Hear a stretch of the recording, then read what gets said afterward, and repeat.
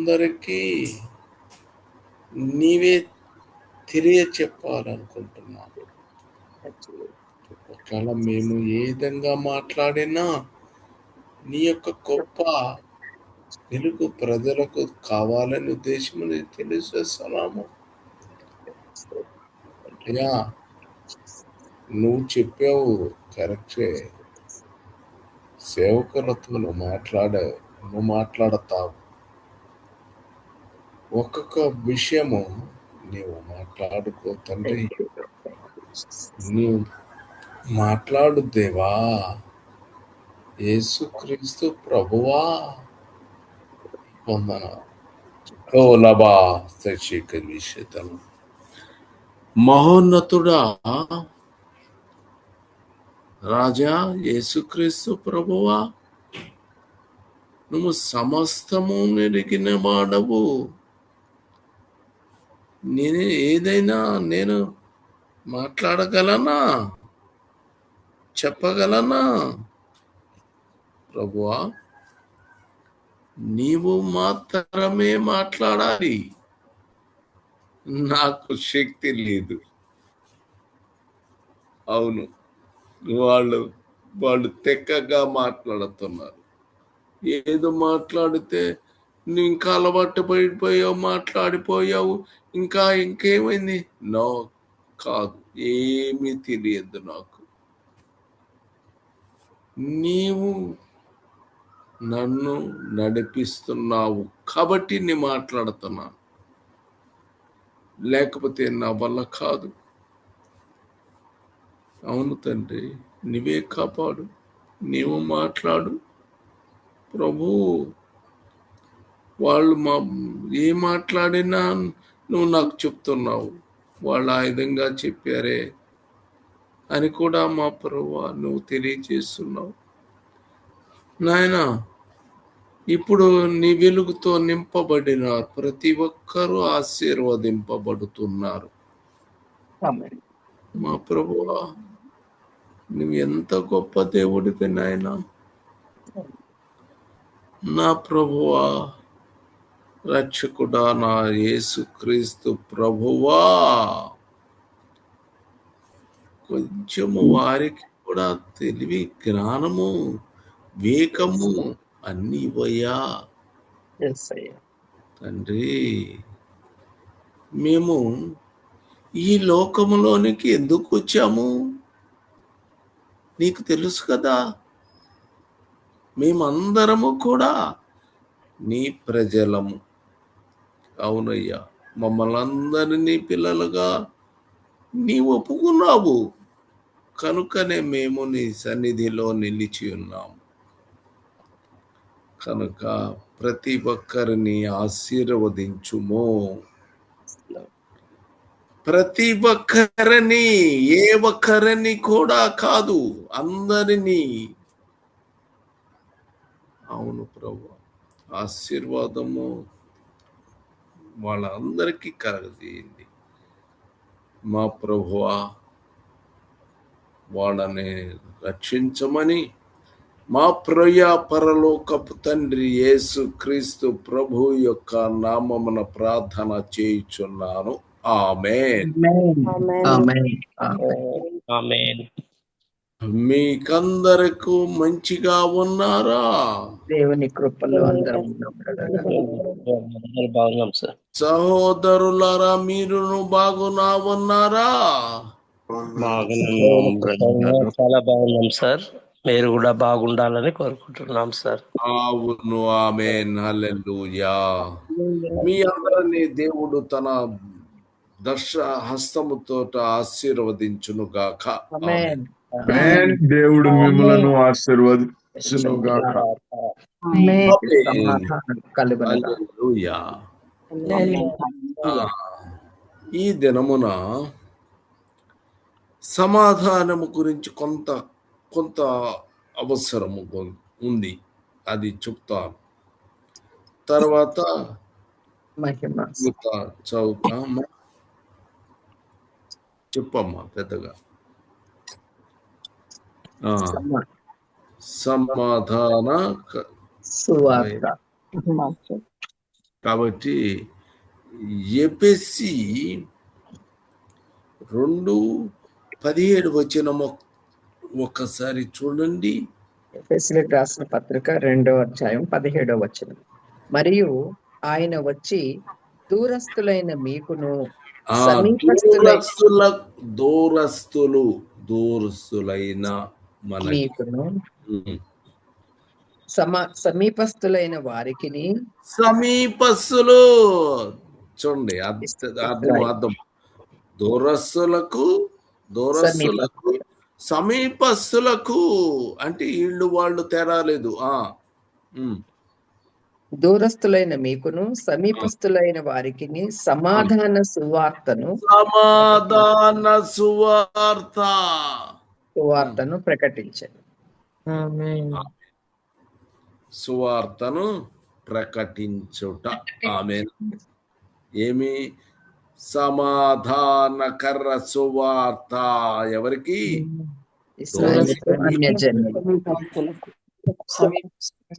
సమీపస్తులకి, అన్యజనులకును ఇశ్రాయేలీయులకు. ఆమేన్. హల్లెలూయా. కాబట్టి ఏం చేస్తాడు? సమాధానకర సువార్తను ప్రకటించట. ఆమేన్. హల్లెలూయా. ఇక యోహాను 16:33 యోహాను సువార్త 16:33 నాయందు మీకు సమాధానము కలుగునట్లు ఈ మాటలు మీతో చెప్పుచున్నాను. ఈ మాటలు మీతో చెప్పుచున్నాను. లోకములో మీకు శ్రమ కలుగును, అయినను ధైర్యము తెచ్చుకోండి, నేను లోకమును జయించి ఉన్నాను. నేను ఆమేన్. హల్లెలూయా. కాబట్టి మనము శ్రమ కలుగుతుంది, ధైర్యము తెచ్చుకోవాలి. మనం ఎలా ఉండాలి? ధైర్యం తెచ్చుకోవాలి. మన ప్రభువు యేసుక్రీస్తు ఈ లోకములో ఆయన ఏ విధంగా చనిపోయాడు? ఆయన చనిపోయాడు. లోకస్తులంతా ఆయన మీదకి లేచారు. ఎంతో ఘోరంగా అది భరించలేము. అయినా కూడా ఆయన మన కోసము తన ప్రాణము సహితము ఏం చేశాడు? ప్రాణము.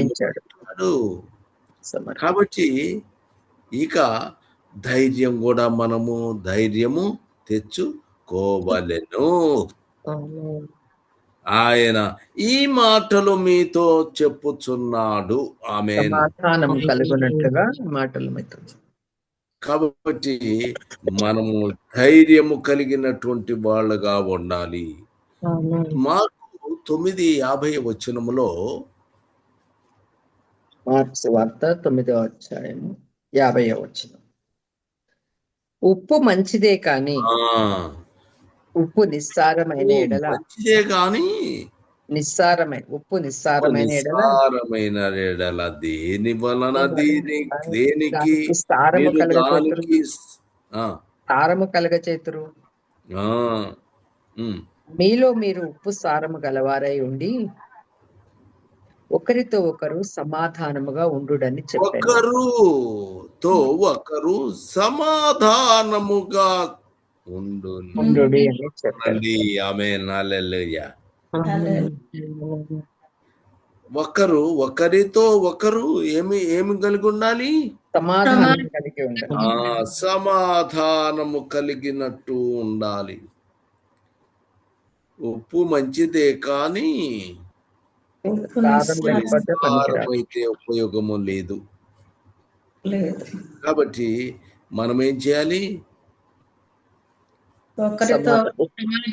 సారం ఎలా ఉంటుందో అలా మనం సమాధానం కలిగి ఉండాలి ఒకరితో ఒకరు. ఆమేన్. ఆయన యోహాను సువార్త 20:19 20:19 ఆదివారము సాయంకాలమున శిష్యులు యూదులకు భయపడి తాము కూడి ఉన్న ఇంటి తలుపులు మూసుకొని ఉండగా యేసు వచ్చి మధ్యన నిలిచి మీకు సమాధానము కలుగును గాక అని వారితో చెప్పెను. ఆమేన్. ఆమేన్. ఆయన ఏం చేశాడు? మీకు సమాధానము యేసు వారి మధ్యను వచ్చి మీకు సమాధానము కలుగును గాక. ఆమేన్. ఆయన ఇప్పుడు వాళ్ళకి మధ్యాహ్నం నిలిచి సమాధానం కలుగును. సమాధానము తలుపులు వేసుకొని కూర్చుంటే కూడా లోనకి వచ్చారు. వచ్చాడు. ఆమేన్. ఆమేన్. కాబట్టి శాంతి సమాధానము 14 యోహాను సువార్త 14:27 14:27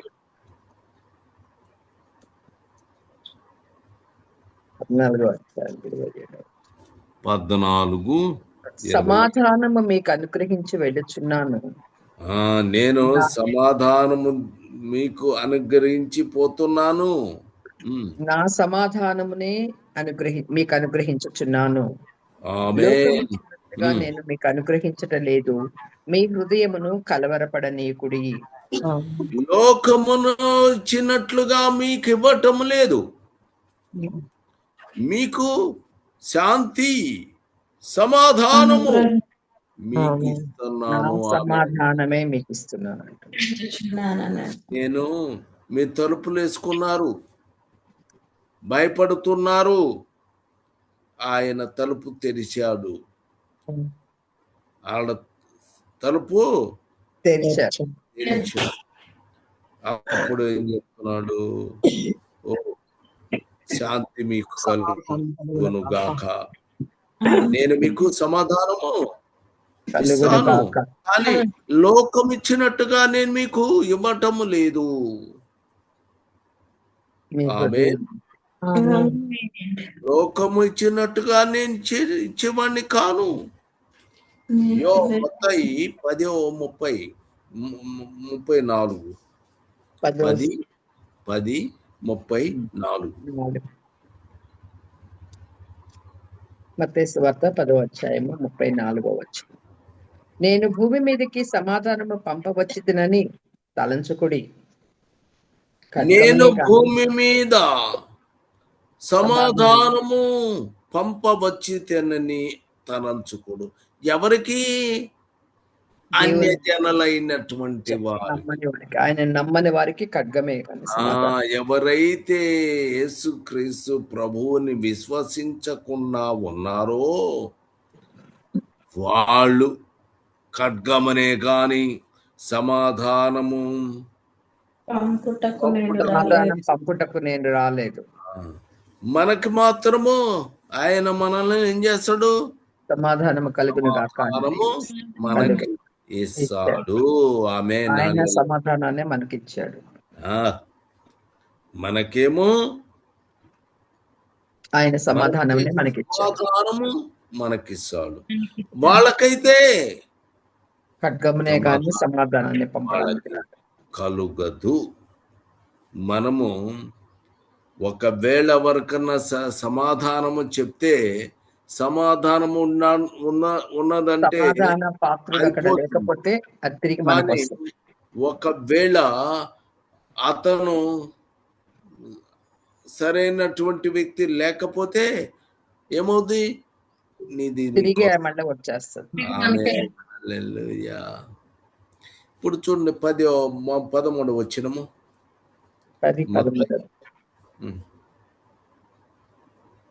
ఆ ఇల్లు యోగ్యమైనదైతే మీ సమాధానము దాని మీదకి వచ్చును, అది అయోగ్యమైనదైతే మీ సమాధానం మీకు తిరిగి వచ్చును. ఆమేన్. ఆమేన్.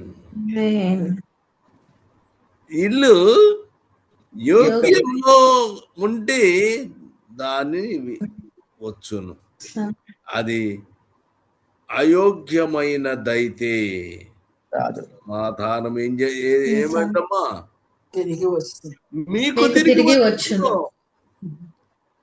అర్థమైందా మరి? అర్థమైంది. ఎవరికి? మనం ఎవరికి సమాధానం అని వాళ్ళకి చెప్తామో ఆ ఇల్లు సమాధానము. యోగ్యమైనది అయితేనే అది ఉమ్, ఉంటది. ఉమ్. ఆ ఇల్లు యోగ్యమైనది కాకపోతే కనుక సమాధానం తిరిగి చెప్పిన వాళ్ళ దగ్గరికే వచ్చేస్తుంది. అది కాబట్టి లోకం మొత్తం కూడా ఎదురు తిరిగినా కూడా నీకు భయపడాల్సిన అవసరమే లేదు. లేదు. ఆమేన్. ఆ, మత్తయి 5వ అధ్యాయము 25వ వచనము. మత్తయి సువార్త 5వ అధ్యాయం 25వ వచనం. నీ ప్రతివాదితో నీవు త్రోవలో ఉండగానే త్వరగా వానితో సమాధాన పడవు. లేని నీవు యెడల ప్రతివాదితో నీ నీవు ప్రతివాదితో త్రోవలో ఉండగానే వానితో సమాధాన పడము. లేని ఎడలా ఒకవేళ నీ ప్రతివాది నిన్ను న్యాయాధిపతికి అప్పగించును, న్యాయాధిపతి నిన్ను బంట్రొత్తుకు అప్పగించును, అంతటా నీవు చెరసాలలో వేయబడుదువు.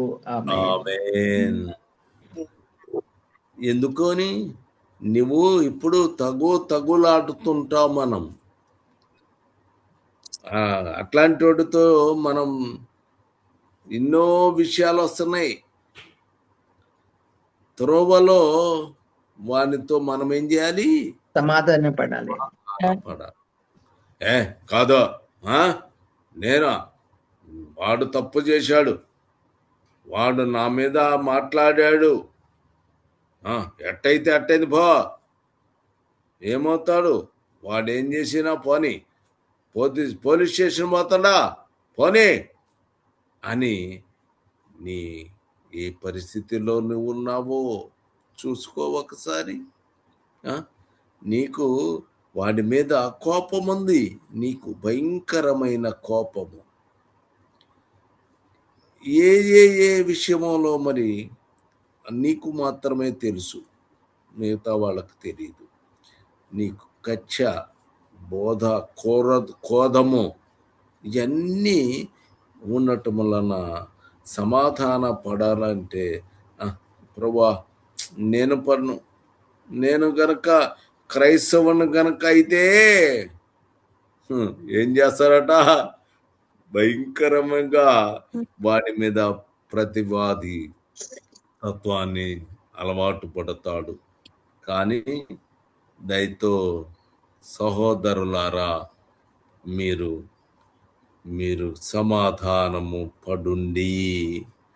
అప్పుడే ఎమ్మటే మీరు ఏం చేయాలి? సమాధాన పడాలి. ప్రభు మనకి చెప్తున్నాడు. ఎందుకంటే బాబు, నువ్వు చివరికి బంట్రోద్దు అప్పగిపడతావు, చెరసాల్లో కూడా పడతావు. ఎందుకు నీకు అది?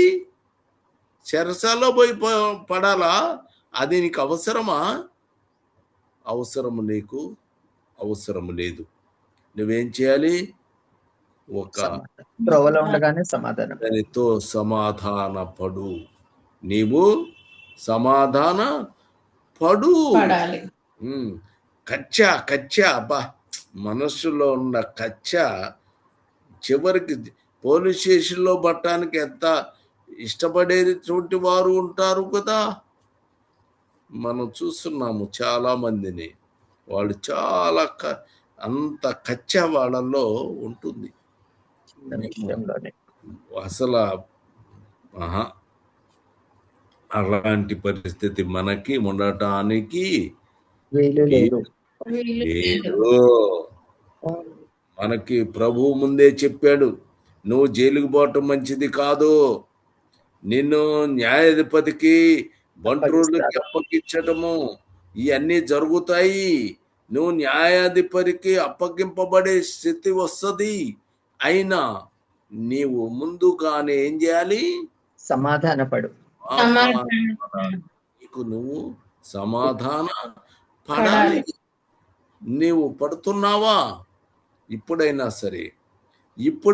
సరే క్రీస్తునందు ప్రియ సహోదరి సహోదరుడా, ఒకవేళ నీకు ఇంకా ఏమైనా ఉండుంటే నీ ప్రతివాది విషయంలో నువ్వు ఏం చేయాలి?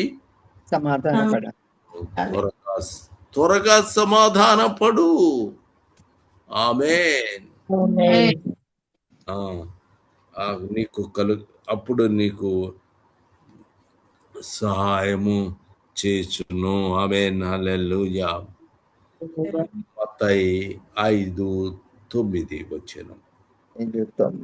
5:9. సమాధాన పరచువారు ధన్యులు, వారు దేవుని కుమారుడు అనబడతారు. కాబట్టి నీవు నీ ప్రతివాదినే నీకు త్రోవలో ఉండగానే నీకు సమాధానము పడుతున్నావు. కాబట్టి ఏం జరుగుతుంది? సమాధానం పడుతున్నావు నీవు. ఆమేన్. నీవు సమాధాన పడుతున్నావు కనుక వాడు దేవుని కుమారుడు అనబడతారు. ధన్యుడు. ధన్యుడు ఎక్కడికి వెళ్తారు? కుమారులుగా ఉంటారు. ధన్యులు పరలోకంలో ఆమేన్. హల్లెలూయా. 1000 ఏళ్ల పరిపాలనలో ఉంటారు. 1000 సంవత్సరాలు 1000 సంవత్సరాల పరిపాలనలో ఇంతకు ముందు చాలా సార్లు చెప్పాను నేను. కనుక సమాధాన పరిచేటువంటి వారు ధన్యులు, ఏమో దేవుని కుమారులు. ఆమేన్. మీరు దేవుని కుమారులు అవుతారమ్మా. హల్లెలూయా. ఆమేన్. హల్లెలూయా. గొప్ప ధన్యత. సమాధానము నీవు ఒకవేళ ఇప్పుడు నీ మనస్సులో ఉంటే తీసుకోవాలి. ఎమ్మటి ఏం చేయాలి? సమాధాన పడాలి. నిన్ను ధన్యుడివి, ఎంత అదృష్టమో, ధన్యుడవు. తర్వాత దేవుని కుమారుడు. ఆమేన్. కుమారుడు అనబడును. పాత నిబంధనుడు వచ్చి దేవుని కుమారుడు. అవునా? చెప్పండి. పాత నిబంధన దేవుని కుమారులు కాదు, దేవుని కుమారుణ్ణి అని వాళ్ళు చెప్పుకుంటే ఓకే, ఒప్పుకుందామా? లేదు. మరి ఎవరు? క్రొత్త నిబంధన వారమైన క్రొత్త నిబంధన సంబంధించిన దేవుని కుమారుడు.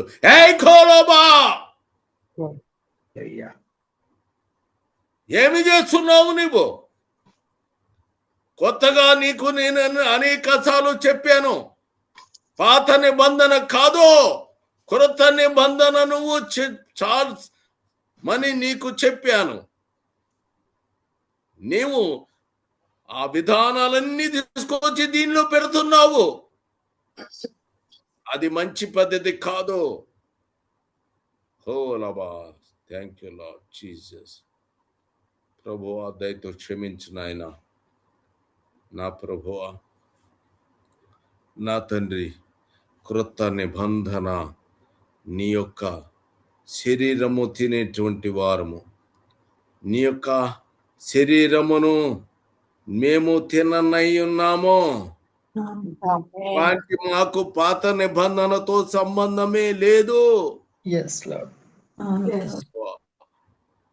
యేసు ప్రభువా, ఏమి నాయన, ఎందుకు ఈ పని చేస్తున్నారు? వాళ్ళు చెప్పినా కూడా వినకుండా చేస్తున్నారు. కలబాసబోలబా ప్రభువా, నాయన దయతో క్షమించు తండ్రి. ప్రభువా, నాయన ప్రభువా, సహకలాబా సరే అమ్మా. మీకు అందరికి వందనాలు. నేను చెప్తున్నాను, ప్రభువు చెప్తున్నాడు. ఏది? రొట్టె ద్రాక్ష మీరు తీసుకునేటప్పుడు మీరు కొత్త నిబంధన మాత్రమే దాన్ని తీసుకోవాలి. వాళ్ళు ఆ పాత నిబంధన భక్తులైనటువంటి వాళ్ళు వాళ్ళని కరెక్ట్ విధానం కాదు. నీవు ఖచ్చితంగా క్రొత్త నిబంధన నువ్వు చేర్చుకోవాలి. ఆమేన్. హల్లెలూయా. హల్లెలూయా. శక్తి అయిపోయింది. ఆమేన్. ఇక్కడ 4. ఆమేన్. హల్లెలూయా. హల్లెలూయా. నేను మరలా అడుగుతున్నాను, నేను మరలా చెప్తున్నాను, అవసరం లేదు. ఏం చెప్పాలి? క్రొత్త నిబంధన మాత్రమే. ఆయన చనిపోయి సమాధి చేయబడి తిరిగి లేచి ఉన్నాడు. ఆయన దగ్గర నుంచి నేను రొట్టె ద్రాక్షరసము నేను తీసుకొని యేసుక్రీస్తు ప్రభు కుమారుడుగా, నన్ను ఆయన కుమారుడుగా అంగీకరించాడు. వాళ్ళెవరో దేవుని గురించి నేను మాట్లాడదలుచుకోలేదు, మాట్లాడాల్సిన అవసరము లేదు. గొప్ప గొప్ప గొప్ప వాళ్ళు అయితే అవ్వచ్చు వాళ్ళు, కానీ దేవుడు యేసుక్రీస్తు ప్రభువుని మాత్రమే ఆయన కుమారుడుగా నన్ను పంపినాడు. దాని ప్రకారం మీరు పొందుకోండి. ఆమేన్. అలా చేసే గనక అయితే నేను దానికి కోప్పడతాను. కాదు, నువ్వు యేసుక్రీస్తు ప్రభువుని మాత్రమే చెప్పాలి. ఒక ముక్క చాలు, ఒక ముక్క చాలు. నువ్వు ప్రాధేయపడి ఆయన సముఖములో మనమందరము కలిసి ప్రాధేయపడాలి. పాత నిబంధన మిగతా అన్ని కూడా చెప్తాము. మిగతా మొత్తము పాత నిబంధన అంటాం. ఒక్క ఆయన రొట్టె ద్రాక్షరసము తీసుకునేటప్పుడు అది వాళ్ళకి లభించలేదు తల్లి, వాళ్ళకి అది లభించలేదు. ఆ కృప వారికి దొరకలేదు. అప్పుడు వాళ్ళకి లభించలేదు, ఇప్పుడు మనకు లభించింది, హల్లెలూయా. పొందుకున్నాము. కాబట్టి అక్కడ వాడు పొందుకున్నటువంటి వాళ్ళని తీసుకొని పెద్ద వాళ్ళని తీసుకొని ఓ ప్రభువా ఏంటి చూడండి, మనము పొందాము, వాళ్ళు పొందలేదు. ఇది యథార్థము. కాబట్టి వాళ్ళని తీసుకొని ఇక్కడ చెప్పాల్సిన అవసరము లేదు. మిగతా వేరు, మిగతా అన్ని కూడా. కాబట్టి మీరెవరు? సమాధానపరచువారు ధన్యులు. వాళ్ళెవరు? దేవుని కుమారులు. నువ్వెవరు? దేవుని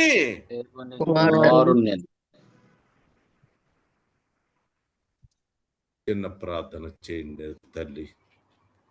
మరి ఎందుకో హుషారు ఎక్కువ వచ్చింది. ఆమేన్. హల్లెలూయా. ప్రార్థన చేయండి. కనికరము కృప కలిగిన మా పరలోకపు తండ్రి, మీకు స్తుతులు స్తోత్రములు, మహిమ మహామహిమ ఇప్పుడు ఎప్పుడు యుగయుగములు కలుగును గాక. మా ప్రభువా, అయా మమ్మలను ప్రేమించి దూరస్థులమైనప్పటికీ నీ సమాధాన సువార్తను మాకు నాయన ప్రకటించావు. మమ్ములను నీ కుమారులుగా కుమార్తెలుగా చేసుకున్నావు. సమాధానపరిచే ధన్యతను మాకు అనుగ్రహించావు. మీకు స్తోత్రములు చెల్లించుచున్నాము. మా ప్రభువా, మా తండ్రి, మీరిచ్చిన శాంతి సమాధానము మీ స్తోత్రము. మా ప్రభువా నాయనా, మీకే ఘనత మహిమలు కలుగునుగా. మీ పునరుద్ధాన శక్తితో మా ప్రభువా, ద్వారములు మూయబడి ఉన్నప్పటికీ మీరు ప్రవేశించి నా తండ్రి ఎదుట నిలబడి మీకు సమాధానము కలుగును గాక అన్న మీ కృపను బట్టి దేవా ప్రభువా నాయనా, మమ్ములను సారమైన ఉప్పుగా నా ప్రభువా ఒకరితో ఒకరు సమాధానము కలిగి ఉండి వ్యాజ్యములు ఉన్నట్లయితే మా తండ్రి ముందుగానే వారి దగ్గరకు వెళ్ళి క్షమాపణ కోరుకొని సమాధానమును సాధించుకున్న విషయముగా మా ప్రభు అన్నైనా మీరు మమ్ములను మీ శాంతిని బట్టి నా దేవా మమ్మలను ధన్యులుగా చేశారు. Yes lord. రాజీ మార్గాన్ని నేర్పించారు ప్రభు. నా దేవా నా తండ్రి, బైబిల్ గ్రంథములో ఉన్న ప్రతి విషయము బహుశా మాకు తెలియదు, కానీ నా తండ్రి మీ ప్రేమ, మీ దయ, మీ సమాధానం మాకున్నది ప్రభువా. ఆ సమాధాన సువార్తను అనుదినము వినగలిగి ఈ సమాధానంతో జీవించగలుగుతూ ఉన్నందుకు మీకు స్తోత్రములు, స్తుతులు కలుగును గాక మా తండ్రి. ప్రభు, మేము ఎల్లప్పుడూ సారము కలిగిన ఉప్పుగా జీవించే ధన్యతను దయచేయమని, మీ సమాధానమును మా గృహముల పైన నిలుపమని మా దేవ మా తండ్రి మా బుద్ధిని మార్చమని, మారు మనసును అనుగ్రహించమని, ధన్యతలో జీవించే కృపను కుమరించమని పరిశుద్ధాత్మ దేవుడా మీకు స్తోత్రములు. వాక్యం అందించిన నీ దాసుడు నాయన సహోదరుడు సుందరరావుని ప్రత్యేకంగా దర్శించండి. Yes lord. బిడ్డకు నాయన నీ కృపను కుమరించండి. మహోన్నతుడా అయ్యా, నీ పరిచర్యలో ఇంకను గొప్పగా కొనసాగుటకు అయ్యా పరిశుద్ధాత్మ ఎందలి ఆనందముతో జీవించున్నట్లు ఈ గ్రూపును నడిపించడమే కాదు ప్రభు, అనేక మందిని నాయన వాక్యములోనికి, నీ సమాధాన సువార్తలోనికి నడిపించి వారిని శిష్యులుగా తయారు చేసి పంపుటకు నీ దాసునికి మీరు ఇచ్చినటువంటి ఆత్మీయ తలాంతును బట్టి మీకు స్తోత్రములు. ఎస్ ఆరోగ్యమును ఆయన ఓర్పును, నేర్పును, మీ సహవాసమును దయచేసి జరగనైన కార్యక్రమంలో కూడా మీరుండి మహిమ తెచ్చుకోండి. ఎన్నికలేనటువంటి నేను నా ప్రభువా క్షమించండి, బుద్ధిహీనుడునయ్యా. మీరే మహిమ ఘనతలు తెచ్చుకొని ప్రతి బిడ్డను ఆశీర్వదించమని, సమాధానమును, శాంతిని దయచేయమని, విరిగి నలిగి ఏడ్చుకుంటూ దుఃఖాక్రాంతులై ఉన్న వారిని నా ప్రభువా మీ కృపాబాహుళ్యము చొప్పున దీవించి ఆశీర్వదించి నీ ఆనందమును అనుగ్రహించమని, నీ కృపను చూపించమని యేసుక్రీస్తు ప్రభు పరిశుద్ధ ప్రశస్త శక్తి గల నామమున బ్రతిమలాడి వేడుకొనుచున్నా మా తండ్రి. ఆమేన్. ఆమేన్. పాట పాడండి.